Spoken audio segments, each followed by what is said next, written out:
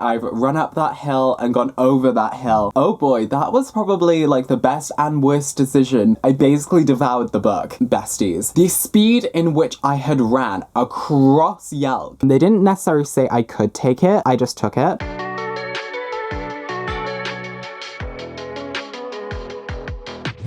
Hey besties, it's Joel, and today I'm coming at you with a YALC haul because I basically tried to do a YALC vlog. However, I basically got overstimulated on the very first day and gave up on that idea. But instead, I'm going to be showing you all of the books that I got and some of the artists that I supported during YALC. I hope you're all doing very well and that you're looking after yourselves. If you've yet to grab that drink of water, please do so. We must remain well and hydrated. And if you've yet to check out my Instagram nor my Twitter, I would highly recommend you go check those out as well because I post some extra British content that you're not gonna see here. Okay, so at the beginning of July, I attended the London Film Comic Con, but more specifically the bookish part of that, otherwise known as YALC, as I was actually gonna be part of a panel, and it was called Unbury Your Gays, with Samantha Shannon, Sarah Al-Arifi, and Kat Dunn, and we were basically discussing the trope of burying your gays and the ways that we subvert them. It was such a fun panel, and the convention itself was so amazing. I was able to meet so many of the booktubers and other bookish creators that I have followed for the longest time. I was able to meet a lot of you at YALC as well who came up to me, and we just had very good conversations. A lot of bookish people were able to come together and it just felt amazing. And then I got COVID after YALC, which wasn't the best time. However, I've run up that hill and gone over that hill, and so I'm very excited to be bringing you my YALC haul today because it's definitely been a long time coming, and there are definitely a lot of books that I did get at YALC. Some of them I received for free, some of them I won, some of them I bought and gave into my impulsivity, and then I realized I could also check out the London Film and Comic Con bit, and oh boy, that was probably like the best and worst decision that I could have made because there were so many like independent artists there, and I really wanted to support as many as I could. It was like my very first Comic Con as well, and so like I'm really excited to be going to more of these in the future. So without further ado, let us get into it. But before that, again, be sure to have your drink of water because we must remain hydrated. And speaking of hydration, I'd like to thank Waterdrop for sponsoring today's video and ensuring that I remain hydrated. Alongside cool looking water bottles, Waterdrop offers 100% sugar-free, gluten-free and vegan micro drinks that enhance the taste of water with natural fruits and plants. And also they make it super easy to prepare one of their drinks as well. First of all, you just fill up your water bottle as you usually do, and then you choose one of Waterdrop's many flavors. My current favorite one is the Boost flavor because I'm just kind of obsessed with the elderflower taste at the minute. As soon as you get it out, you can just pop it into your drink and then it'll start fizzing away, and then once it's completely dissolved, the water will be enhanced with your chosen flavor. And I can tell you, like, just from this, it's just like extra refreshing in a way, and I'm really liking it so far.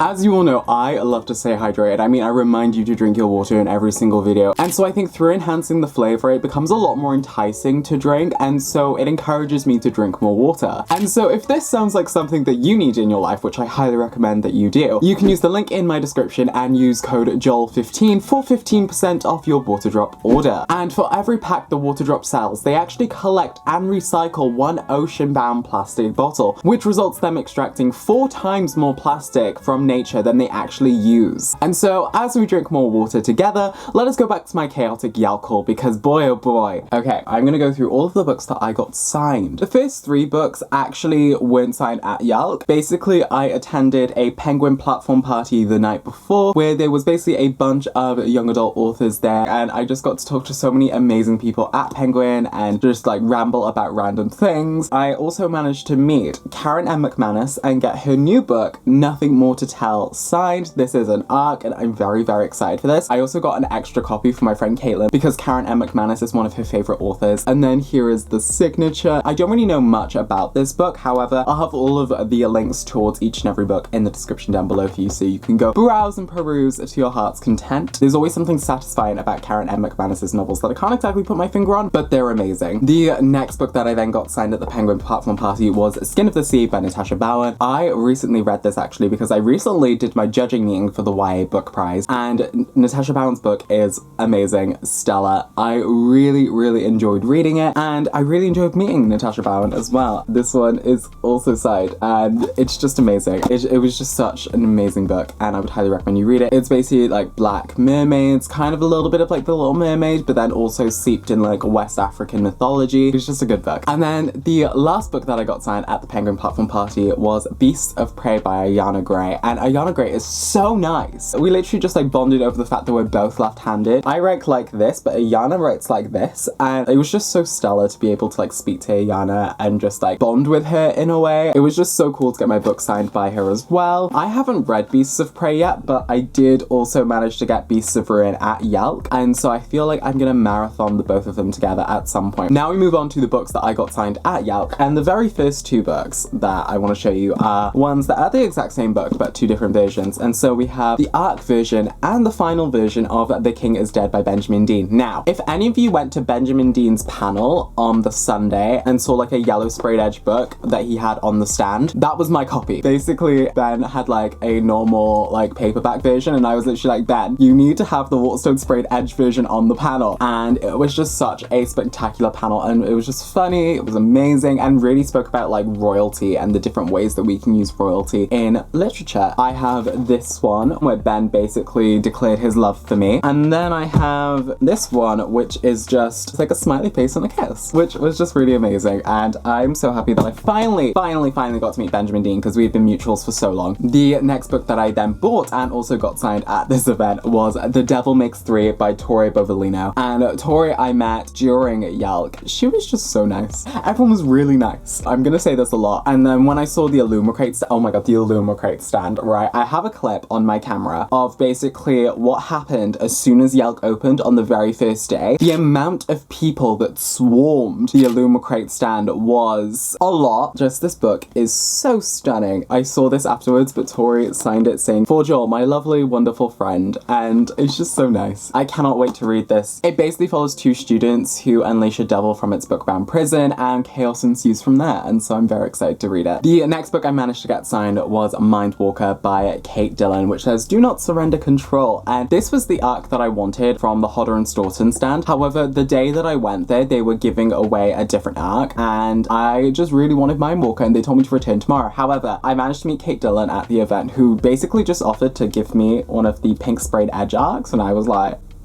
there's the signature. And also it was just amazing to be able to like talk to so many different authors at this event and be able to like converse with them about writing. It was just very inspirational to me. Mindwalker is one of the books that I've been keeping my eye on for a little bit of time. I definitely wanted to read this because I'm in the mood for a really good sci-fi. I've been feeling like a little bit of a sci-fi mood lately. I don't know, I was literally browsing Netflix last night looking for like end of the world kind of stories, and I don't know why. I think it's because I've been recently watching Netflix's Resident Evil, which is kind of okay. It's not the video games in and of themselves, but it's definitely something, and I'm kind of enjoying it, but then also I can kind of see why some people have issues with it. But I'm very happy that I've got this, and I'm ready to continue this kind of like sci-fi obsession that I'm growing and garnering. The next book that I got signed was one that I read literally at the end of last month and loved so much, and that is The Book Eaters by Sun Yu Dean. I'll basically be talking about this in my June-July wrap-up. However, I literally missed the signing for Sun Yu Dean, and then I was in the green room and Sun Yu Dean was just sat there, and I didn't realize it was Sun Yu Dean until someone said her name, and then I literally turned around and was like, oh my god, are you Sun Yu Dean? And she was like, yeah. I just basically did my ADHD thing and like rambled about how much I loved her book, and I think I may have overwhelmed her accidentally, and I apologize for doing that. I really loved this book, basically following 6 families who eat books, but then our main character, her son can eat minds, and she needs to protect her son from those who wish to do him harm. Sun Yu Dean managed to sign it. I'm really excited to see what Sun Yu Dean writes next. I devoured it. I basically devoured the book. The next 2 books that I got signed then were The Final Strife by Sarah El-Arifi. This is the ARC version, and this is the Waterstones exclusive edition. I also have the Goldsboro edition of this book somewhere, however, I do not know where it is at this point in time. My room is currently a mess because I'm preparing, hopefully, to start start packing in the next couple of weeks to move out. I probably will also take that point in time to do a massive unhaul, but when Sarah Larifi signs the copies of the final Strife, she gives 1 stamp to people, and in both copies, I managed to get all 5 stamps. Having Sarah on the panel as well was amazing, just being able to like discuss the different ways that she has basically had her queer normative world and the different ways she incorporates queerness in her writing, and I vastly enjoyed the final Strife. And I actually did an interview with Sarah Larifi over on Instagram, so if you want to go check it out, you can go check it out over there. But yeah, I'm really happy that I got this signed. But then, funny story about the next book. So I wanted to get The Priory of the Orange Tree signed by Samantha Shannon. I knew Samantha Shannon was on the panel. I could have a chance to get her to sign it before or after. I basically, on the day that Samantha Shannon had her signing, I checked my book and I discovered it had already been signed because I must have picked up a signed copy, and so I was like, shit. But then one of my friends at Lumacrae basically were like, well, I'm gonna go to the signing table. I'm literally number 2. Do you want me to just get it personalized for you? And so I have another signature right at the front of the book. So we have 1 and 2. I am really excited to read Priory of the Orange Tree. I know a lot of people are afraid of reading this book because of how deviously long it seems to be, or deviously big it seems to be. The story is 804 pages. The story is literally broken up into like 6 separate like volumes, books, acts, and so I think it's manageable to read if you just consider those instead of like the whole story in and of itself. Oh, we've now basically done all of the books that I got signed, so now we can move on to...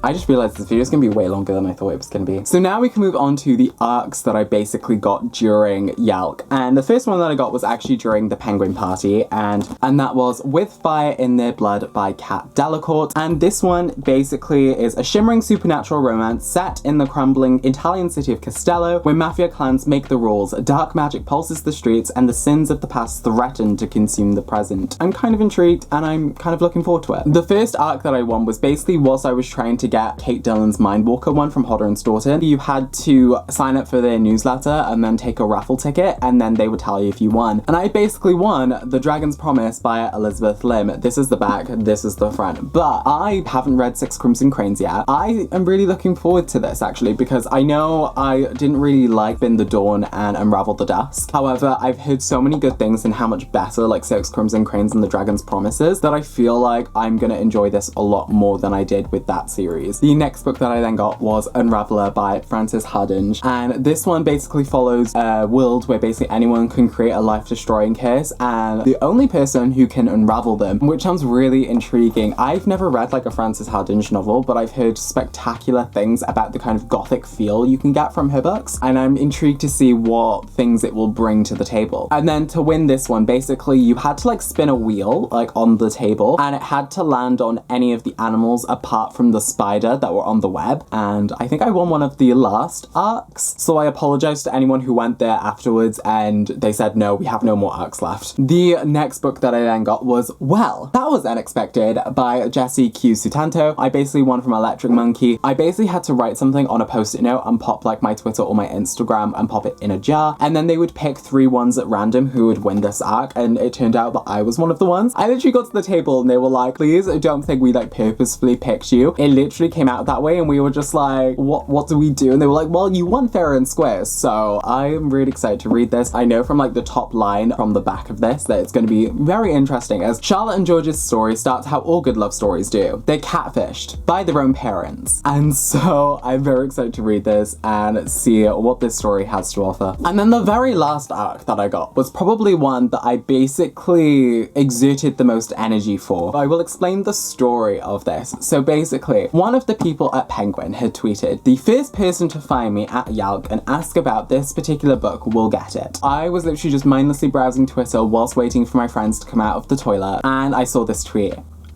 Besties. The speed in which I had ran across YALC in order to get to the Del Rey table, and I was just like, do you still have this book? And so I got Carrie So Is Back by Taylor Jenkins Reid. I am so excited for this one. This comes out on the 30th of August. I have a video that I want to do about Taylor Jenkins Reid coming out probably end of August, beginning of September, and I just cannot wait to read the next Taylor Jenkins Reid, especially because she posted annotations for The Seven Husbands of Evelyn Hugo, and this is either the last or one of the last installments in her Hollywood universe, and I'm very sad about that, but then also I'm really excited excited to see what Taylor Jenkins Reid writes next. And so yeah, that is the last arc that I got. Now we move on to the books that I had bought during YALC, and a lot of these I bought from the publisher's table, or I had bought in the Waterstones shop that YALC had there. So the very first book that I then got was Beasts of Ruin by Yana Gray, which is the sequel to Beasts of Prey. I'm really excited to read this along with Beasts of Prey and just marathon both books together. The next book that I then got was Do You Dream of terra-two by Temi O, and I basically got this book after hearing Temi O speak at their panel, and it was just such an interesting panel about like climate change and the way that people introduce like environmentalism in their novels. And Do You Dream of terra-two basically follows Earth has basically discovered another planet that is habitable, and so they send a group of teens over to terra-two in order to like colonize and like start civilization there. But it's gonna take 23 years to get to this planet, and during those 23 years probably something is gonna go wrong, because something always goes wrong, and I'm very excited to see what exactly goes wrong during this book. The next 3 books that I got are the rest of the books in the series of A Good Girl's Guide to Murder by Holly Jackson. So we have Good Girl, Bad Blood, As Good as Dead, and then also Killjoy. And after reading A Good Girl's Guide to Murder, I knew I wanted to check out the rest of the series, and I know a lot of you really wanted me to check out the rest of the series as well. So whilst I was at YALC and at the Electric Monkey stand, my friend who works there, Jasvine, was just like, you know, you could just pick them up now. And so I picked them up.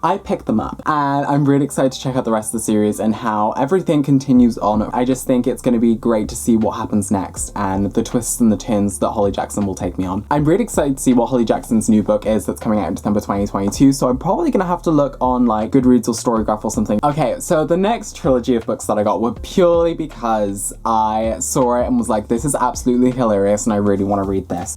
So it's basically William Shakespeare's Star Wars written by Ian Dosha, and this basically takes the trilogy of Star Wars and essentially converts it as if it was written by William Shakespeare, and like you have these like old-time covers underneath which make me laugh. Lando says at one point in The Jedi Doth Return, "Alack, the Sarlacc's tentacle wraps round my leg. I fear this is the end. Oh, give me strength to face my death well." Han says, "Be thou still," and Chewie, "Hand the blaster unto me." Like, that is hilarious. The next book that I then got, I actually got for free, and I can't remember how I got it for free, but I got It Will End Like This by Kyra, and this is a propulsive modern thriller inspired by the Borden murders. The cover is actually really stunning. The cover art was done by Alana Garnu, and the cover design was done by Casey Moses. And I don't know, there's just something about like this that just makes me excited to read this book for some reason. We wear masks, Maddie and I, masks to hide what's really on our minds, what we're really feeling. What I mean is, you should always look harder. There is always more to the story. And yeah, I guess from that, I am intrigued to read it. The next book that I then got was This Woven Kingdom by Taheri Murphy. I was about to leave the Electric Monkey stand, and Jasvine comes over and is like, "Have you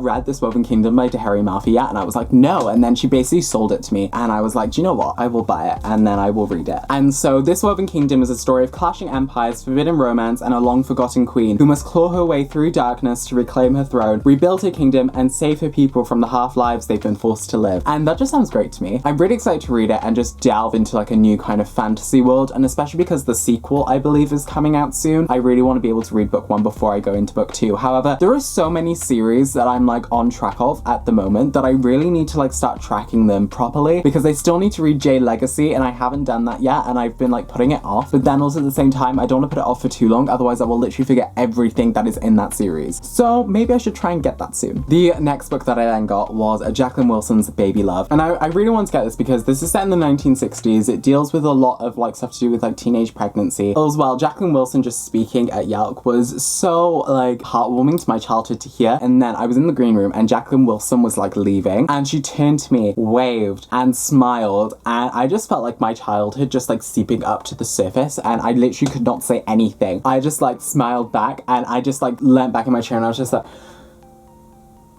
because Jacqueline Wilson is like the pinnacle of like a lot of people's childhoods because of Tracy Beaker and like a lot of her other books as well. And I don't know, it's just something about having her wave at me. It just basically made my childhood heart very happy about that. It is also signed by Jacqueline Wilson, which I'm really happy by. The awful thing about this is that it was basically damaged during transit. Like the dust jacket's a little bit ripped in the corner, which makes me sad, but the book isn't destroyed. So the dust jacket has done its job essentially and protected the book. And then the last two books that I then got were both books that I got from the Illumicrate stand, and that was The Jasmine Throne by Tasha Suri and also Little Thieves by Margaret Owen. The only one I'm missing is The Unbroken. And so like once I have The Unbroken, the Sapphic trifecta will be complete. I was able to talk to Tasha Suri during YALC as well, and her mind is just amazing as well. And I'm really excited to read The Jasmine Throne and then get onto the Oleander Sword. And so I'm very excited to read this and see what I think of it. And then Little Thieves is a book I've had my eye on for the longest time, but I haven't actually been able to get because I keep forgetting to buy it, and I also want it in hardcover as opposed to paperback. I'm just like also stunned by like a lot of the details that are on like the Illumicrate copies as well. Like there's just so much care crafted into each of the special editions that they create. I'm really looking forward to reading both of those books. And then I also have some books that I did buy from Waterstones outside of YALC. This was basically at the Waterstones in Piccadilly, and so I'm just gonna quickly go through these. I basically have The Princess Bride by William Goldman because I really wanted this like lovely edition of it, and also there's just like stunning illustrations throughout this book. And like whilst I've watched The Princess Bride, I've never actually fully read the whole thing, and so I'm really excited to like get into it.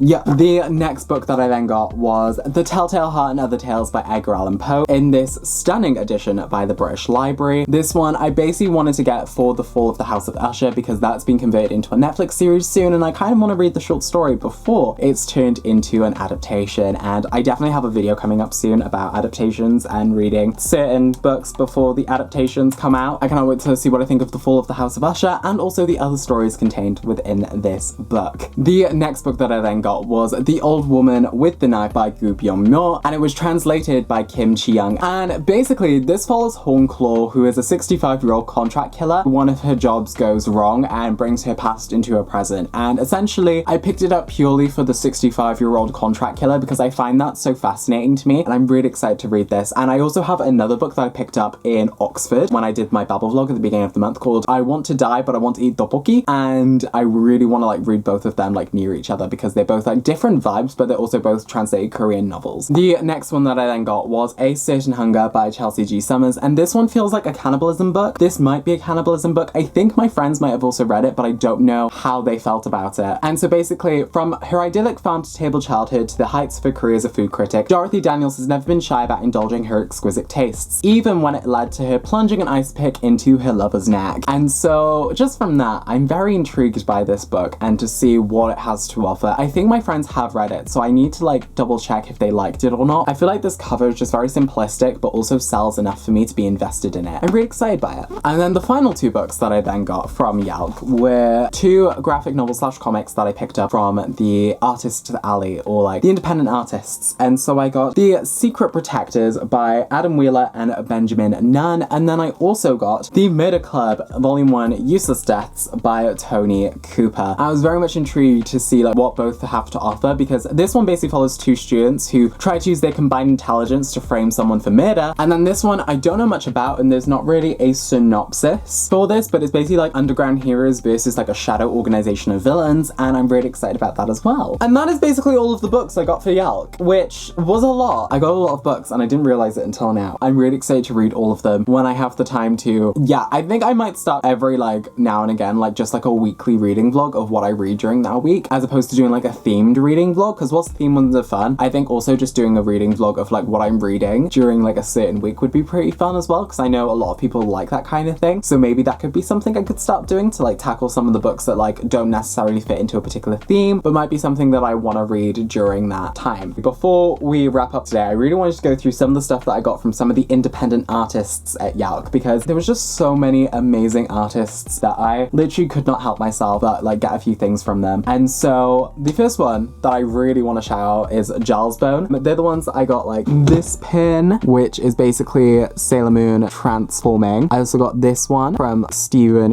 Universe from them as well. I also got this one from Animal Crossing, that's also Celeste. The other pins that I got were basically from publishers. I took this one from Del Rey. They didn't necessarily say I could take it, I just took it. This one was the YALC goodie bag, and then this one I got from Penguin, who were just like, can you wear this? And I was like, okay. So basically, to all the publishers watching this, next year I'm going to be selling advertising space on my lanyard, so if you want an enamel pin on there, please get in. I'm kidding. I also bought a few more enamel pins from Giles Bone. I got this one, this deer, who I thought was Bo from Animal Crossing, but then it turns out was from from Beastars. And so the embarrassment that I felt when I was like, I thought this was Animal Crossing, and turns out it's a show that I don't even watch. But for me, this is like Bo from Animal Crossing. This Sailor Moon themed one of Luna and Artemis is like little cute kitties. Totoro as Luna, which just completed my life. I was also able to get this one, which is Garnet from Steven Universe as the Maid of Love, which is just such an emotional moment in the Steven Universe show. I also had to get this cute pin of Lion because he's just so adorable and amazing and cute. And then the last normal pin that I then got was of Pearl in this stunning, gorgeous way that I also got a print of, which I'll show you in a sec. I also got some prints. I got this one, the Cookie Cat. I also got this one, which is basically like Sailor Moon as Pokemon, the fairy evolution of Eevee, I believe. I then also got this horror poster, which is basically like a lot of prominent and iconic horror like killers or figures, which I thought was amazing. I got the Pearl print because I had to. Like, look how gorgeous this one is. And then I also got this one of Usagi as well,